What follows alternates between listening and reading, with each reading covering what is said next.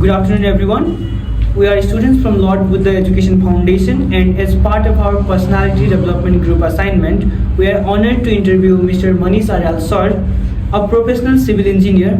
Through this interview, we aim to learn about his professional journey, experiences in the engineering field, and the personal qualities and skills that contribute to success in his career. We sincerely thank Mr. Er.Manish sir for giving us his valuable time and sharing his insights with sir. And I am Subodh Acharya from Lord Buddha Education Foundation, and now we are starting the interview with respected Er.Manish sir. Sir, could you please introduce yourself and tell us about your background? My name is Aryal and I'm a civil engineer, and I have done my bachelor's in civil engineering from Kathmandu Engineering College and the master's in interdisciplinary water resource management, IWRM, from Nepal Engineering College. And currently I am working as a freelance engineer. And Sir, what inspired you to choose civil engineering as a career? civil engineering, I feel it as a part of a practical science, and from my childhood I loved the wonders of science, and I always wanted to excel. So I wanted to go to medical also, but I felt that in medical sector there is not much engagement in physics. So I really wanted to explore science, especially physics. So for that I chose engineering. And on the other hand, in my childhood, all my relatives and my seniors belongs to civil engineering background, and I have seen all the projects and designs, and I have always kept dreaming that one day I will be the same. So this also drive me to the civil engineering. Sir, how was your childhood and did it influence your career choice? My childhood was kind of not much entertainment. It was quite slow, but I was good at studies. And other than studies, I was not good at anything. So maybe because of my good academic results, that it got me easier for engineering to get scholarships and to perform exams. I didn't felt any kind of confusion or complexity. So basically, physics attracted you to this field. Yes. Main thing is physics. I loved physics. I still love physics, and the main reason to pursue engineering is just because of physics. Sir, how was your journey as a civil engineering student? It was quite difficult. It was very difficult for me as a student because there was a lot of changes in my life at that time. The first thing is that we were stepping into adolescent and youth era, and at that time, even you can relate that, I guess.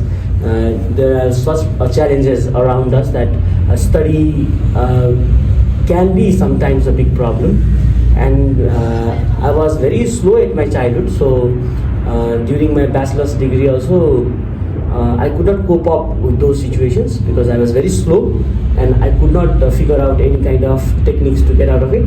So that made me very hard to continue my journey as a civil engineering student. I faced many challenges, but despite those challenges, I figured it out in the end, and now I am very much aware of everything. Sir, even people of my age are nowadays spoiled as they are engaged in various kind of activities related to abuses. How you prevented those kind of activities in your adolescence? There was no abuse in my life. In my childhood, there was a kind of bullying. I faced several bullying, but no abuse. Nobody abused me. But around my community, I have seen abuse also. If you are trying to know about abuse, then I think the main cope-up situation for abuse is to speak. So if you speak, then everything that is not benefiting you would eventually come down. And regarding your mental health and your struggle, I just suggest every student that they should practice spirituality. If they are more spiritual, then they can cope up with these things very easily. Because because even I also cope up with the situation with my spiritual energy. Many of my friends, they used medicine or pills, but I didn't use that because spirituality helped me a lot, and it is still helping me. So I recommend everyone to be this spiritual. You practice meditations. That is very good. So do you think peer pressure or friend circle have an impact on the career? It depends on your scenario, whether which kind of priority that you are making. For me, friend circle never made any kind of differences, negative differences. About positive differences, yes, they have made. I have very good friends and I enjoy their company. But due to friends, I didn't feel any kind of peer pressure for me. But some of my friends, they also feel peer pressure due to friends. For me, the scenario was different. Other causes, it depends on your scenario, I guess. And the better thing is, like, don't make any kind of scenario. Your only scenario is that your belief system, and you trust in your belief system, and then you go for it. Anything you can do. Just you have to trust your belief system, and every kind of scenario you can cope up. Doesn't matter if it is friend or family or your financial situations. It doesn't matter at all. Just believe in yourself. That is enough. That is what I figured out all these years. Sir, how did you begin your professional career as a civil engineer? The story is very interesting, I think, in this scenario, because as a civil engineer, I never liked the civil engineering job. I liked the civil engineering content because of physics, but as a professional, there was not much creative practice. So I didn't want it to follow that tradition. So for some time, I didn't started that kind of stereotypical professional practice. I invested in myself in various trainings, other trainings. I did my masters. I did other personality development trainings, creative workshops, and then I initiated my own company. And then still now, I am doing my own kind of designs and engineering, which is very different from the so-called practice of engineering in Nepal. Thank you, sir. Now I'm handing over this interview to my friend Shreya. Myself, Shreya Sikandari. I'm a student of Aryal College. So, can you tell what difficulties did you face in the initial stage of your job? Difficulties? I think the main difficulty in the initial stage of the job was lack of proper platform. There was no initiation. Nobody initiated any kind of job. I think you will also face that kind of scenario. Many people are going abroad nowadays because of lack of initiation. So I strongly believe that if you want to succeed in your life, you should be the initiator. You should not rely on somebody's initiation. If you rely on that, then you will not find peace anywhere. Whether you go abroad or you stay here, doesn't matter. So I also figured out that, and now I am initiating. So yeah, lack of initiation was the problem. Which project has been the most important or memorable in your careers? Damage assessment. When I passed engineering, as a fresher, I got the opportunity to access the damaged household. In 2015 earthquake, many part of Nepal was affected by earthquake. So I got the opportunity to access the damage of 400 plus houses in Hetauda, and 400 plus houses in Hetauda, and 300 houses in this Chandragiri region, in this area. I analyzed those houses, and it was very fun because I interacted with the families also, and I got to know that the situations of families after earthquake, and at the same time the houses in Nepal, their practices, their materials, I got to know about that, and that was a very creative job for me. That job was from Central Bureau of Statistics. So it was a statistical program, but we have to access the damage and we have to recommend its mitigation measures. So it was very fun on that. Thank you, sir. I will hand over this interview to my friend Susan. sir. I'm Siran. I'm studying in LBF College. This is a part of our final assignment. What technical and soft skills are important in civil engineering field? Technical and soft skills. If you talk about technical skill, then you should be updated with softwares. In this modern scenario, I think you are also studying IT. I guess so. So civil engineers should also be handy with IT. Because the modern requirement, everything is digital or everything is done with apps or softwares. So proper knowledge of software is very much necessary. So technically you should be handy with softwares. And regarding soft skill, I think you should know the proper technique of conflict management. So in your projects, there are various conflicts. If you go in society, there are various kind of people and they have their own questions. And to deal with that, to cope up with that, you need to have a good skill on conflict management, especially for development projects on government sector. And also you need to have public speaking skills. You should have good convincing capacity, and you should be a good person from your heart. Mainly that. In your job, what does conflict management exactly means? Conflict management means to harmonize the thinking. Every people are right in their own way. They have their own thought and they have their own belief system, and which is very respectable. But while we are working on group, the thoughts they don't collide sometimes, and that creates conflict. So conflict management is to respect each other's thought and then collaborate accordingly. So now can you tell how do you manage your stress? You do a job, you do everything. How do you manage stress, deadliness and on-site challenges? Nowadays, I don't feel any stressed.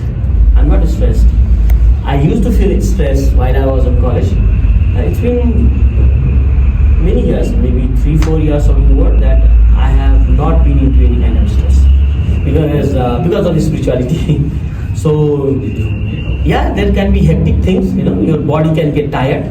So in that scenario, I swap up the work. Just before this session, I was teaching, and now I'm interviewing. So I'm engaged every time, but as a teacher, I'm taking a rest. As an interviewer, I'm talking with you, and after some time, I'll not talk. I'll do my bike riding, then I'll travel. At that time, I'm also engaged at that time, but I'm not talking. So in this way, I rest. Once again, it's in silence. So, like you said, you don't have any stress, you don't take any stress. How can you suggest us to not take much stress about our future, our career, what we do in our day-to-day life? The main thing is you should know the reality. It doesn't matter if you take stress or not. The thing that is going to happen, that will happen at any cost. It will happen. So, what is the point taking stress on that? For example, if you are going to suffer, then it is already predestined that you will suffer. Okay, so you cannot do anything on that. What you can do is, today you can work your best without any regret. You should practice that. Give your best every time. That's why people say, whatever you are doing, do your best. That will save you from any kind of trouble. And you should believe on this. You should believe on yourself, your work. So, without any regret, if you perform any kind of task, may that be your job as a student, your job as a son, or your job as a citizen, anything, whatever duty you are doing, do it with full honesty. For example, in this current scenario, my job is to give you interview. So I am doing it honestly. I am giving my best so that I don't regret. So this thing will create new opportunities for me, and this thing will solve my problems also. If I have a tension at my home, giving a good interview here can solve that problem. But if I keep thinking about that, keep stressing on that, that will increase only, it will not decrease. And eventually it will ruin our mental health. And can you tell that what role does communication play in your job or your work? Communication is the key. Everything is communication. If you want to be successful, you need to be a good communicator. If you want to be happy, you don't need to communicate with anyone. Just communicate with yourself. That is fine. But if you want to be successful, you need people. If I have to be successful, I need you people. And for that, I need to communicate with you. So, communication is directly proportional to success. I think that. And so we have listened all our life that success comes after failure. Is that true? Have you had any failures in your life? Yeah, of course, everyone has failures. But I don't believe that success comes after failure or something like that kind of statement. Because you can have a continuous failure also and no success. Or you can have continuous success also or no failure. Main thing is that you need to be in alignment, and that alignment will come when you are a responsible person. So try to be responsible as soon as possible. And in that process, while you are practicing that, sometimes you miss to be the responsible, and that thing is called as a failure. So that is solely upon our mistake, Like when I am talking to you, you seem to be a very motivated man, very energized person. You are just motivating us also in this interview. How do you stay motivated this much? Just because of belief in myself. I believe in myself, and that belief is very hard, and I will never doubt myself. That's why I am motivated. Thank you, sir. That's my time. I would like to give it over to Yes, sir, it's me briefly. What does success mean to you personally and professionally? Personally, success means happiness, and professionally, success means happiness of people. What advice would you give to the students aspiring to become civil engineers? If you have a deep interest in civil engineering, then only come to civil engineering. There is no pressure. You can do any profession. Any kind of profession is good. But if you have passion on science, if you want to explore science, if you want to explore engineering, then only as an engineer you can explore yourself. So I would suggest that if you are really passionate, then only try for civil engineering. Otherwise, you can try for your own passion. In whatever field you have, you can try on that. You can earn money. That is a financial, you need a financial literacy. Maybe you can try the financial literacy class if you want to earn money. But civil engineering is not just about finance, it's about passion, creativity, and it's a big responsibility for the development of society. Do you have any other passion rather than the engineering? Yes, of course. My passion is creativity. I want to be a creative person. May that be in civil engineering or other sectors. So wherever there is creativity, I'm very much passionate. So as a civil engineer also, I'm very happy because there is creativity in there, and I'm practicing that creative part. How can students focus on personality development along with academics? Personality development is your natural phenomenon. You don't have to focus on personality development. You just have to be yourself. If you be yourself, then you have a good personality, don't you? So that is important. We are not being ourselves. That's the problem. So if you want to develop your personality, just be yourself. Your personality is very good, and you will develop that. Accordingly. What message would you like to share with today's youth about career and life? Life is very great. You should see life as a great thing. If you see life as a vain, then it is always vain. What you believe your life will be like that, So if you think your life is great, then everything will be great. And career is nothing but a responsibility. Always I'm talking about responsibility. What responsibility you want to carry as a citizen, that is career. As a citizen, what you want to do in this world, that is a career. And you can have any kind of career. Just you need to follow your passion, and you take responsibility according to that passion, and then fulfill your responsibility very honestly. And for that there are many fields. If you want to explore reading engineering and practicing engineering, it's different thing. You can read anything. I'm also reading law. I'm also reading maybe medicine. I'm also reading accounts, finances, but I'm practicing engineering, arts. So as a practitioner, what you do, that is a career, I think. But to develop a career, you have to be the practitioner. Just being a student does not make you a career. Coming to an end to this interview, now I would like to hand over this interview to my friends both.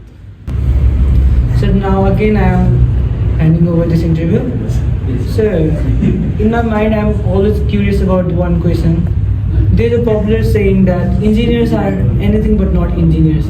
Some engineers are doing IT fields, some are cricketers, some are athletes, and in various fields. So why are they engaged in so much different fields? Okay. I think the reasons behind it is, the first thing is maybe there is a lack of proper opportunity for engineers. That can be the reason, and so that they are practicing other subjects also.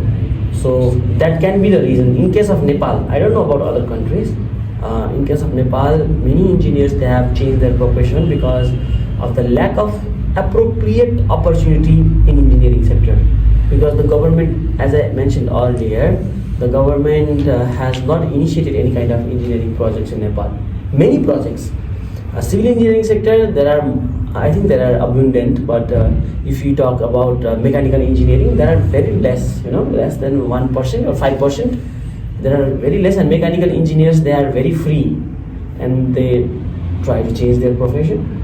So one reason can be that, and other reason can be, if you talk about doctors or lawyers or other professions, they have to give their much time in their profession.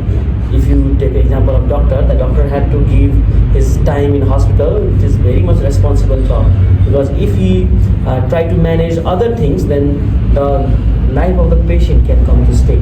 So doctor, nurse or lawyers, they have to be more responsible as compared to a civil engineer or other engineers, because their work is mostly they do work from home, and they have their software works, and for that they don't need to be present all the time, so that's what can make them more time specific, and then they can generate more time for other stuff, so that they can practice, because everyone wants to explore.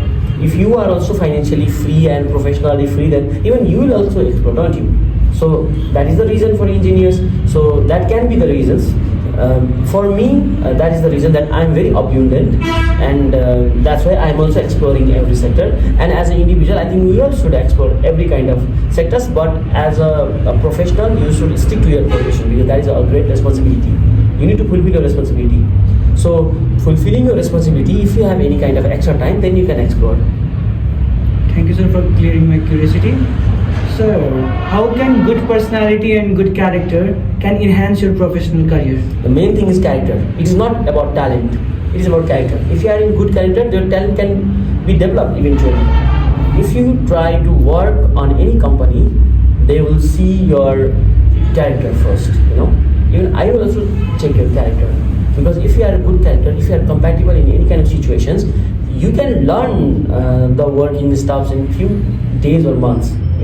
But if you are talented but you don't have good character, then you will create a mess, and nobody wants that.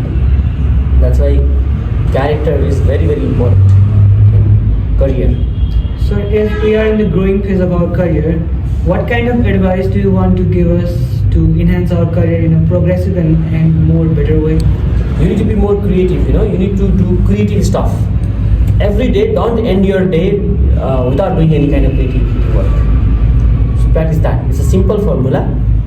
Every day, try to be some creative stuff in your profession. What you have learned in your college, try to be creative on that. You are an IT student, then try to be creative on IT sector. So, as you mentioned that there is lack of opportunities in Nepal by government, what kind of things do you think that government should do to enhance this profession? I think the first thing government should do is give security. Government should give security, then people will do by themselves. There's no security for people, That's why many people's job is at stake, you know. So the first and foremost thing that, yes, things, but the first and foremost thing that government should do is at least give the security to people. Those who wants to initiate, those who wants to do entrepreneurship, government should do good security and provide good, funding. Main thing is the security can come from funding, and other is their privileges. You know, government can add privileges to them. So the basic stuff is security. Yeah. So, sir, thank you for providing us your valuable time and allowing us to take your interview, sir. So, thank you so much. Thank you so much.